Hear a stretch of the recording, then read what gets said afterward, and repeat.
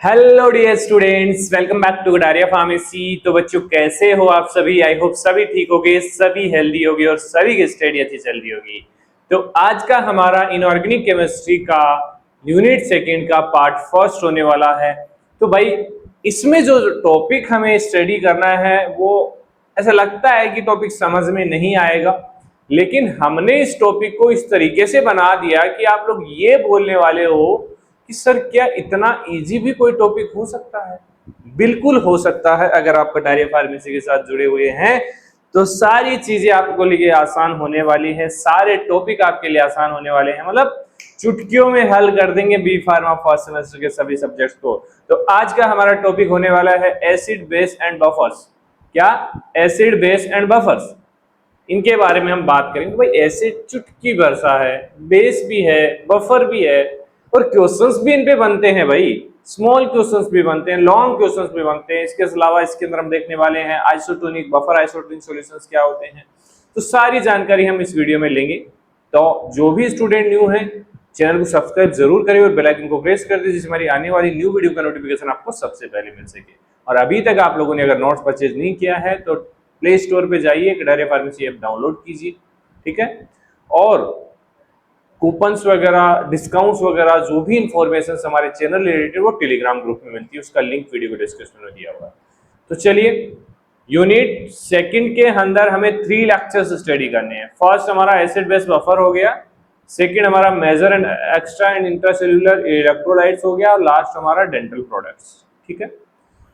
और बाकी काफी स्टूडेंट्स को लगता है कि सर ये लेक्चर्स इनफ है क्या? नहीं बेटा, लेक्चर समझाने के लिए 100% इनफ है, लेकिन लिखने के लिए नोट्स स्टडी करना पड़ेगा आपको। या तो आप नोट्स बना लो या फिर हमारे ले लो, ठीक है। हम ये नहीं बोल रहे कि आप नोट्स लो ही, क्योंकि लेक्चर हम आपका फ्री दे रहे हैं, बिल्कुल फ्री ऑफ कॉस्ट लेक्चर, सारे सब्जेक्ट के और सारे टॉपिक्स हम कवर करवा रहे हैं, ठीक है। तो आप डिसाइड कर सकते हैं। चलिए भाई, तो सबसे पहले हम देखते हैं कि एसिड एंड बेस क्या होते हैं। तो डिफरेंट साइंटिस्ट ने बताया था कि भाई, कुछ ने बोला कि एसिड H+ आयन वाटर के अंदर लिबरेट करता है, कुछ ने बोला कि एसिड प्रोटॉन डोनेट करता है, कुछ ने बोला कि इलेक्ट्रॉन पेयर एक्सेप्ट करता है। तो 3 साइंटिस्ट थे, उनकी तीनों की थ्योरी हम देखने वाले हैं। बहुत बेसिक पॉइंट वाइज हमने यहाँ पे रखा है, ज्यादा कचरा यहाँ पे नहीं रखा है, ठीक है। तो सबसे पहला कॉन्सेप्ट है अरेनियस कॉन्सेप्ट। अरेनियस साइंटिस्ट थे।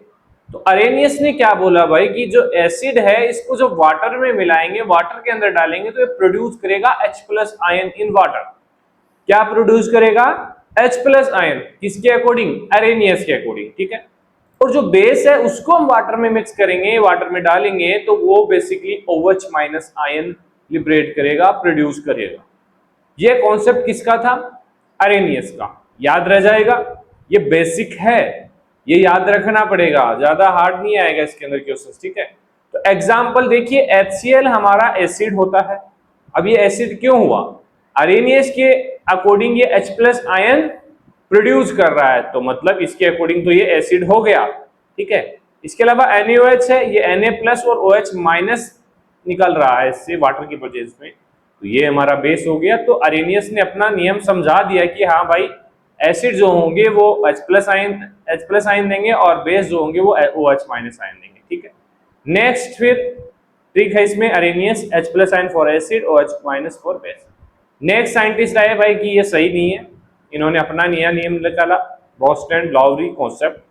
तो इनके अकॉर्डिंग जो एसिड है वो प्रोटॉन डोनर होता है और बेस प्रोटॉन एक्सेप्टर होता है।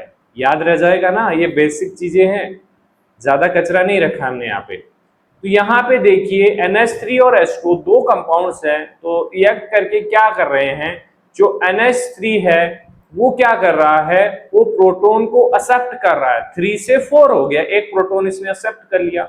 और H2O जो है वो प्रोटॉन डोनेट कर रहा है, इसलिए यहाँ पे 1H रह गया, OH- बन गया।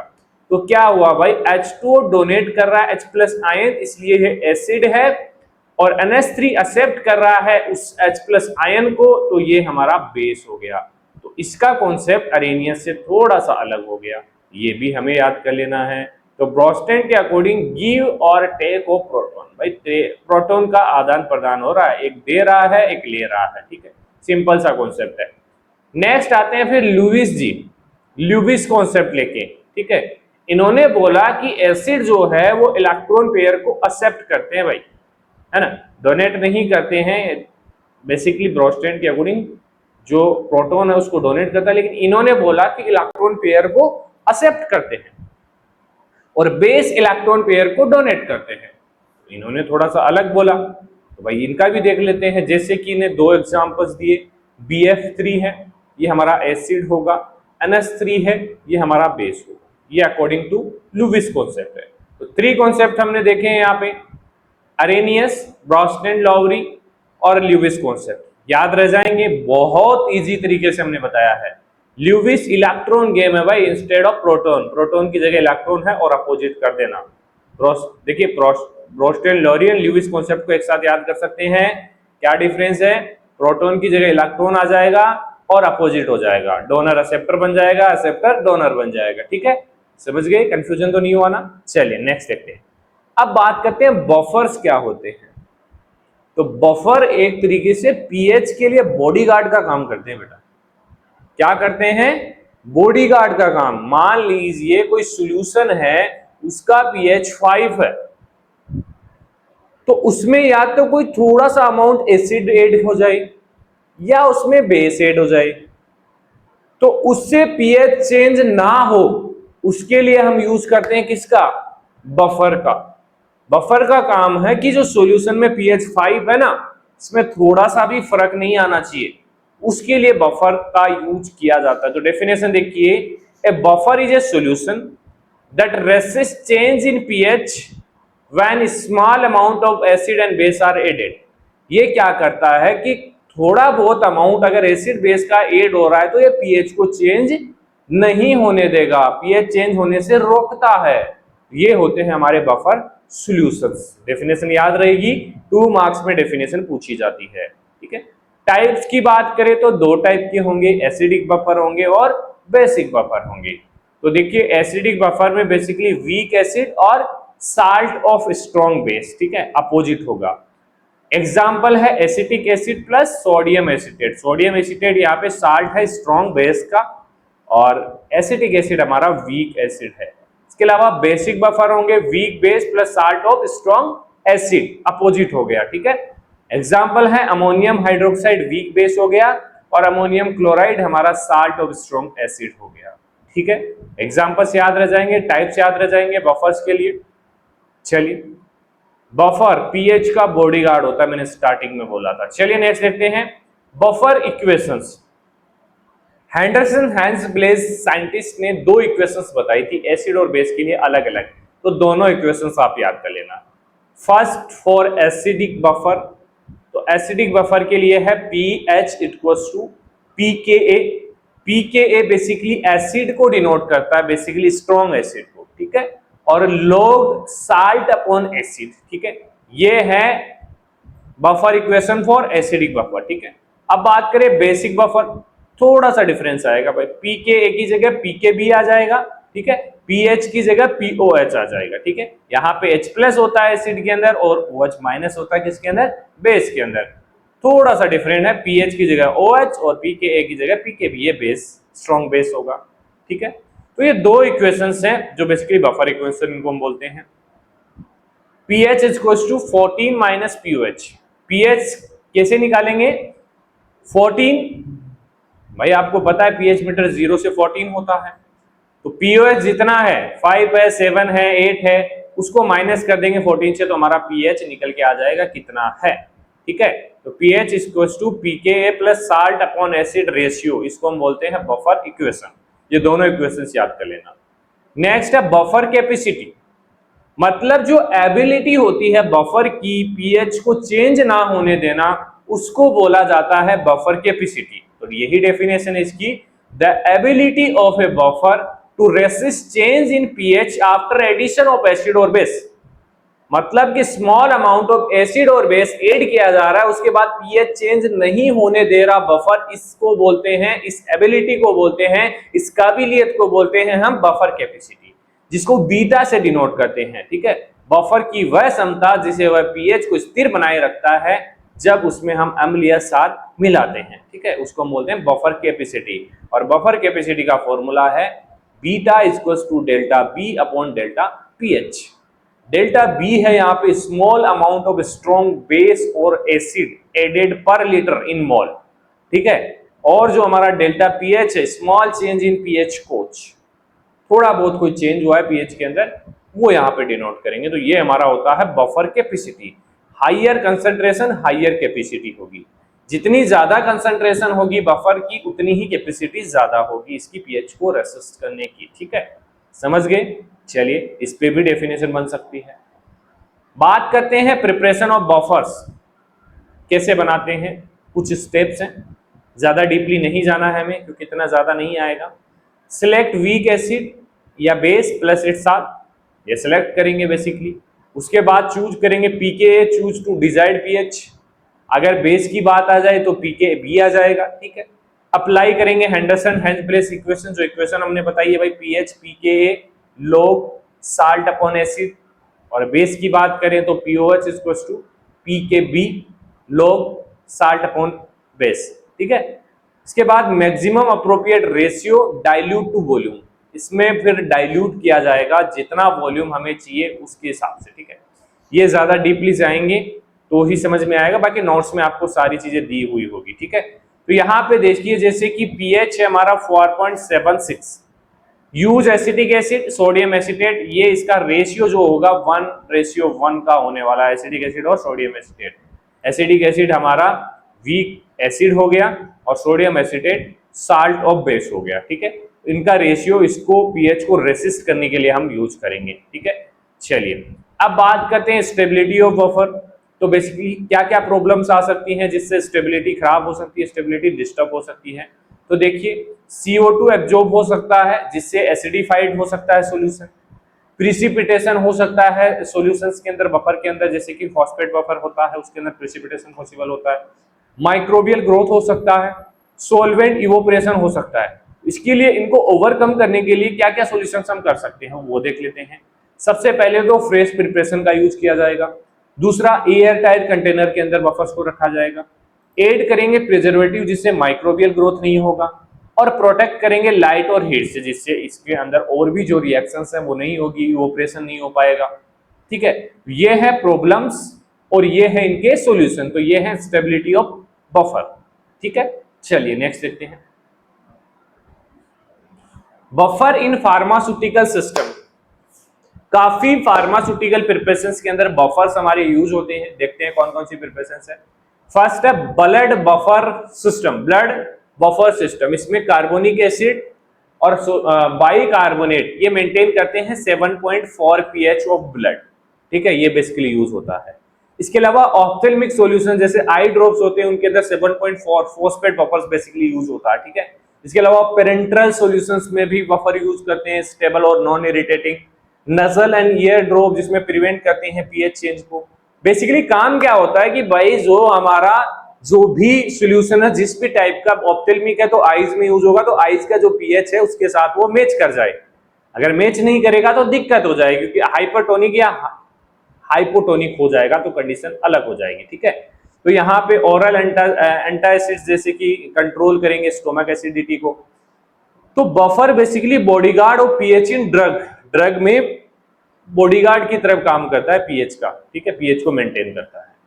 चलिए अब बात कर लेते हैं बफर आइसोटोनिक सॉल्यूशन, मतलब कि पीएच भी मेंटेन होगी और आइसोटोनिसिटी भी मेंटेन होगी, दोनों चीजें साथ साथ पॉसिबल होगी, है ना। तो आइसोटोनिसिटी क्या होता है, सबसे पहले इसकी डेफिनेशन हमें आनी चाहिए। सॉल्यूशन, ऐसा कोई solution having same osmotic pressure as body fluid, समझ गए। जैसे मान लीजिए ब्लड का हमारा ऑस्मोटिक जो प्रेशर है वो 0.9 है, तो हम बाहर से कोई भी प्रिपरेशन देंगे तो उसका भी ऑस्मोटिक प्रेशर 0.9 होना चाहिए, तभी वो ब्लड के साथ कंपेटेबल होगी। अगर इसमें थोड़ी सी भी कमी या अधिकता हो गई तो दिक्कत आ सकती है, सेल डैमेज हो सकती है, समझ गए। तो डेफिनेशन है solution having same osmotic pressure as body fluid, जैसे कि ब्लड है, टीयर है, प्लाज्मा है, ऐसे सॉल्यूशन को हम बोलेंगे आइसोटोनिक सॉल्यूशंस। चलिए, इक्विवेलेंट टू 0.9% NaCl, ये जो फ्लूइड्स होते हैं इनका आइसोटोनिक जो ऑस्मोटिक प्रेशर है वो 0.9% NaCl के इक्वल होता है, जिसको हम नॉर्मल सलाइन बोलते हैं। अगर बात करें कि अगर सॉल्यूशन का ऑस्मोटिक प्रेशर 0.9% से कम हो गया तो क्या होगा? हाइपोटोनिक कंडीशन होगी, इसमें सेल के अंदर स्वेलिंग आ जाएगी। मान लीजिए ब्लड के अंदर हम दे रहे हैं, तो ब्लड में जो सेल्स है हमारी ब्लड सेल्स है, आरबीसी है, डब्ल्यूबीसी है, प्लेटलेट्स है, तो आरबीसी का जो नॉर्मल साइज है उसमें स्वेलिंग आ जाएगी और वो फट जाएगा, ब्रस्ट हो जाएगा, तो है ना डेंजरस कंडीशन। इसीलिए आइसोटोनिक सॉल्यूशंस का यूज किया जाता है। अगर ये लेवल बढ़ जाए 0.9% से ज्यादा हो जाए तो क्या होगा? सेल सिकुड़ जाएगी, चिपक जाएगी भाई, इरिटेशन होगा, काफी प्रॉब्लम आएगी, सांस लेने में तकलीफ हो जाएगी, काफी दिक्कत आ सकती है। तो ये दोनों ही कंडीशन खराब है, इसीलिए आइसोटोनिसिटी मेंटेन की जाती है। जो भी ड्रग्स होती हैं ब्लड में, आईज में, प्लाज्मा में यूज होती हैं उनके लिए, ठीक है। बफर आइसोटोनिक सॉल्यूशंस क्या होते हैं? जो बफर पीएच को भी मेंटेन करेंगे और आइसोटोनिसिटी को, मतलब दोनों चीजें एक जगह कंबाइंड हो गई है हमारी। Solution that are both isotonic and buffer to maintain osmotic balance and pH stability, मतलब दोनों चीजें एक साथ काम करेगी, ठीक है। ऐसे घोल जो एक साथ आइसोटोनिक हो और पीएच को भी स्थिर बनाए उनको हम बोलेंगे बफर आइसोटोनिक सॉल्यूशंस। जैसे कि आई ड्रॉप है आइसोटोनिक विद टीयर, टीयर मतलब उसका पीएच 7.4 होना चाहिए और आइसोटोनिसिटी 0.9% NaCl के समान होनी चाहिए, ठीक है। मेजर कैसे करते हैं, कौन कौन से मेथड्स यूज करते हैं आइसोटोनिक को मेजर करने के लिए? तो सबसे पहले हीमोलाइटिक मेथड यूज किया जाता है। इसमें जो भी हमारा सॉल्यूशन होता है, जो भी ड्रग का सॉल्यूशन होता है, उसके अंदर सेल्स डिसोल्व की जाती है, सेल्स रखी जाती है, उससे चेक किया जाता है। तो आरबीसी इन सॉल्यूशन, जो रेड ब्लड सेल्स होती है उनको सॉल्यूशन में रखेंगे। अगर सॉल्यूशन के अंदर जो हमारी सेल हमने डाली है उसके अंदर कोई चेंज नहीं आ रहा, ना तो वो स्वेल कर रही है ना सिकुड़ रही है, तो सॉल्यूशन हमारा आइसोटोनिक है, हम इसको यूज कर सकते हैं। इसके अलावा अगर सेल हमारी स्वेल कर गई, ब्रस्ट कर गई, मतलब हाइपोटोनिक सॉल्यूशन है, आइसोटोनिसिटी बढ़ानी पड़ेगी। अगर सेल सिकुड़ गया तो मतलब हाइपरटोनिक है, उसकी आइसोटोनिसिटी कम करनी पड़ेगी, ठीक है। तो ये मेथड यूज करते हैं। इसके अलावा आता है क्रायोस्कोपिक मेथड, इसमें जो हमारा basically freezing depression point check किया जाता है 0.52 सेल्सियस आइसोटोनिक होगा, मतलब कि जो फ्रीजिंग डिप्रेशन पॉइंट है वो 0.52 डिग्री सेल्सियस के इक्वल है तो आइसोटोनिक है। अगर इससे कम है तो वो हाइपोटोनिक होगा और इससे ज्यादा है तो वो हाइपरटोनिक होगा, ठीक है। डिटेल में मिलेगा आपको नोट्स के अंदर। Most use in pharmacy cryoscopic method. Next है कैलकुलेशन और आइसोटोनिसिटी। तो भाई वही मेथड्स यहाँ पे यूज होंगे कैलकुलेशन, जैसे कि फर्स्ट है freezing point depression method, delta TF KF MI, ये मेथड है, इक्वेशन है जो बेसिकली यूज की जाती है इसमें। केएफ यहाँ पे क्रायोस्कोपिक कांस्टेंट है और एम मोलरिटी है, आई वांट ऑफ फैक्टर है, ठीक है। ज्यादा नहीं जाना आपको, क्यों इक्वेशन सोल्व नहीं करवाई जाएगी, ये पता होना चाहिए कि ये इक्वेशन यहाँ पे यूज होती है। इसके अलावा NaCl इक्विवेलेंट मेथड यूज होता है, इसमें ई वैल्यू चेक की जाती है। Adjust drug solution to isotonicity by calculating NaCl equivalence, NaCl equivalence यहाँ पे चेक किए जाते हैं, मतलब NaCl इक्विवेलेंस मेथड में, ठीक है। तो ये दो मेथड्स हो गए कैलकुलेशंस के लिए। इसके अलावा मेथड फॉर एडजस्टिंग आइसोटोनिसिटी, यहाँ पे भी लगभग सेम ही आएगा। क्रायोस्कोपिक मेथड यूज होगा, अभी देखा हमने डेल्टा टीएफ है, ठीक है, इक्वल्स टू 0.53 होगा तो आइसोटोनिक होगा। सोडियम क्लोराइड इक्विवेलेंट ई वैल्यू, सोडियम इक्विवेलेंट यहाँ पे चेक होगा। मॉलिक्यूलर कंसंट्रेशन मेथड चेक की जाएगी। फ्रीजिंग पॉइंट डिप्रेशन वही चीज है, सेम क्रायोस्कोपिक के अंदर यूज होता है, वही चीज यहाँ पे यूज होगी, ठीक है। तो यहाँ पे ट्रिक टू रिमेंबर देखिए, कूल स्मार्ट मेडिसिन फर्स्ट, मतलब cryoscopic, sodium chloride, molecular concentration, freezing point depression, ठीक है। तो ये हमारा first chapter of unit second complete हो चुका है। किसी भी बच्चे का कोई भी डाउट हो नोट्स रिलेटेड, लेक्चर से रिलेटेड, तो आप इस नंबर पे व्हाट्सअप कर सकते हैं। नंबर आपको दिखाई दे रहा होगा। बाकी जिस बच्चे ने अभी तक कडारिया फार्मेसी ऐप डाउनलोड नहीं किया, कर लीजिए, काफ़ी बेनिफिट मिलने वाले हैं आपको नोट्स से। 100% गारंटी के साथ वैल्यूएबल होंगे नोट्स आपके लिए। एक बार मौका दीजिए, हर बार हर सेमेस्टर के अंदर आप हमारे साथ जुड़ेंगे, फिर एक बार मौका दीजिए, ठीक है। 8 सेमेस्टर तक हम आपका साथ नहीं छोड़ने वाले। प्राइस बहुत मिनिमम है और इस प्राइस पे भी डिस्काउंट चलता है, तो उसके लिए आप टेलीग्राम ग्रुप ज्वाइन कर लीजिए, वहां पे इंफॉर्मेशन आती रहती है, ऑफर चलते रहते हैं, ठीक है। चलिए मिलते हैं नेक्स्ट लेक्चर में, धन्यवाद।